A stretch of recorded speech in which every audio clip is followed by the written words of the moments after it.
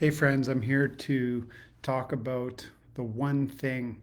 So if you're seeing this, thank you for being here, and please drop a hashtag replay in the comments if you're seeing this as a replay. Uh, and I'd love to know that you're picking up what I'm putting down. So drop me at least a thumbs up, or even better, smash on the heart.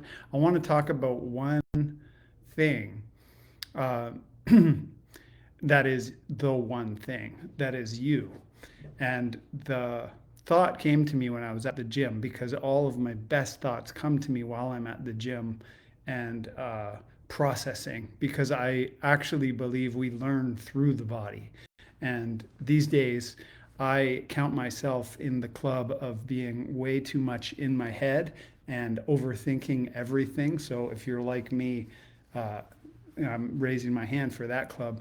But when I get to the gym and I get to sweat it out and push it out, and I have amazing coaches, then what happens is I can um, integrate all the thinking, integrate all the work, integrate all the learning, and get some reflection time on all the decisions I'm making, all my relationships, and basically the clarity that comes from being with yourself. And maybe I have an affinity with sweat. Sorry, I'm just trying to plug my laptop in while I'm midstream of thought, because I just noticed that my power is about to die.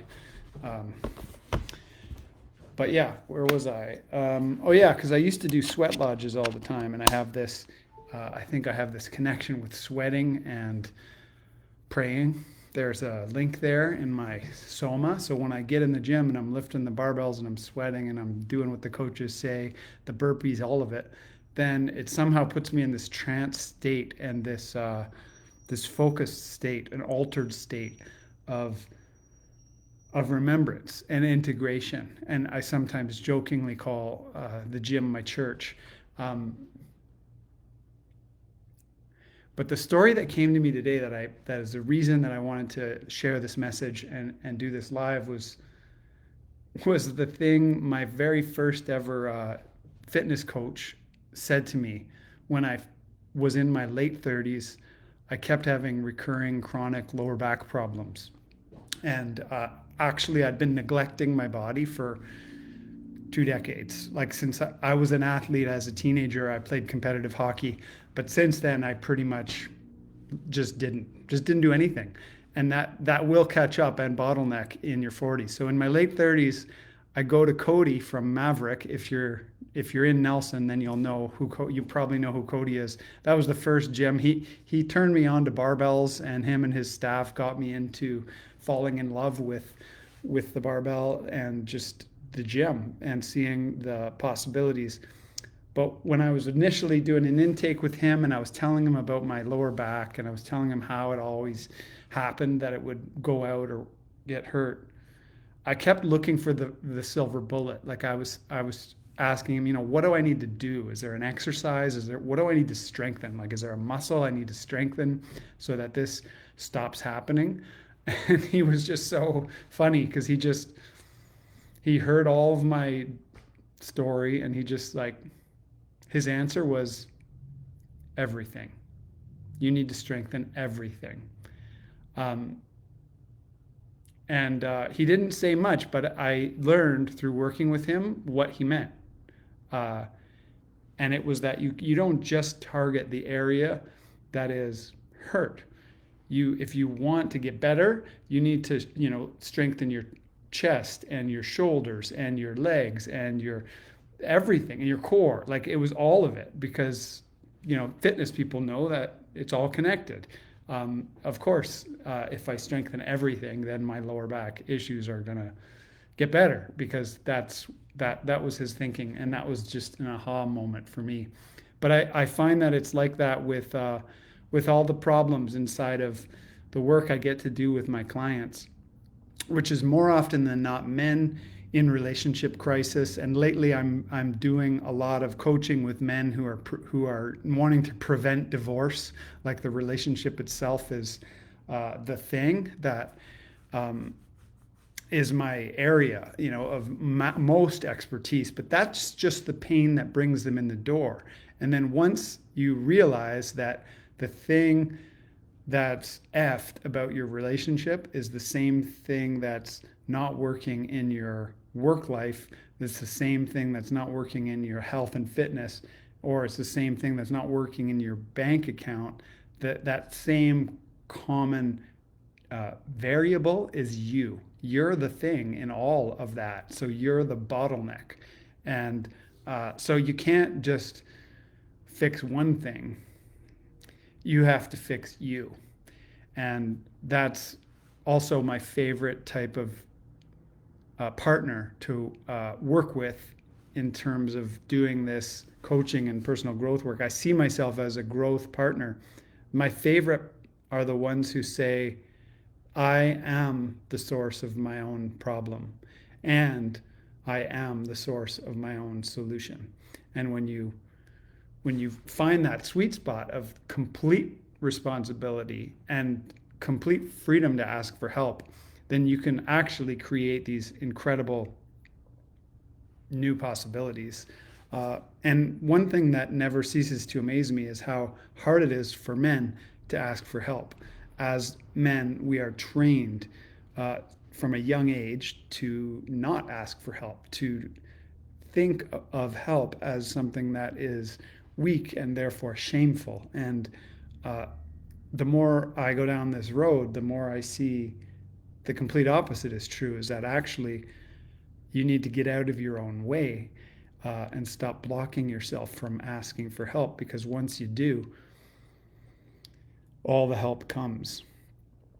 All the help, and uncorking that bottleneck of leadership and allowing in that that guidance. You know what you need to do. Um, Most of us know what we need to do, but we're out of integrity until we do those things that show us how out of integrity we are, and then we bring ourselves back into integrity. Um, and what I notice is, more often than not, the thing that makes us move is not desire and love, although it ought to be the thing we want, the vision, the target, the thing that we're desiring to create, but it's the pain. It's hating being in the pain of repetitive stuckness, of the problems that just keep showing up. And one of the biggest killers is denial. Denial of the problem can be it can be a killer, especially when it comes to men and male isolation. Uh, the other thing is, I keep sharing on this author, Ben Hardy. I've been just geeking out on all of his YouTube channel and this idea of being the buyer in all of your conversations, in all of your partnerships, in all of your relationships, because ultimately your number one relationship is with yourself, because when you get that better, then all of your other relationships get better. uh, but the question is, he had on his conversation with Ed Milet, was the difference between being the buyer and being the seller, and the psychology of negotiations ultimately. And I don't just mean this for people who are selling anything and salespeople, but you're selling yourself every day on the story of who you think you are. So we're all selling all the time. And if you're a parent, you know that you're selling your kids on the story of what's next and the thing to do. And so um, we're all buyers and we're all sellers all the time, and we're all buying our own story. So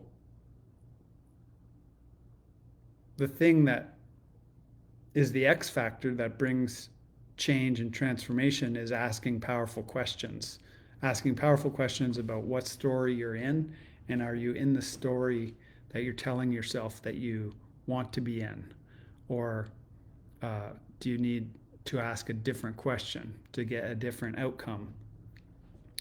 Uh, yeah, but Ben and Ed were in this conversation about being the buyer and the knowing what you want. The thing that puts buyers at an advantage in any negotiation is that the buyer knows what they want and they're willing to walk away. They're willing to walk away from the deal. And that puts you in a position of power. But it requires that you know what you want. It requires that you have a vision of what you want. So that's, again, the most exciting thing to be inside the game of personal growth right now, because I have a training as a therapist, which is about the past. The therapist usually deals with the present and the past, but the coach is future focused, and that's on the vision, the goals, the outcomes, and the results. And the most interesting thing about Ben Hardy's work is that he's gathered together all these incredible threads in different disciplines, uh, basically under the banner of leadership psychology.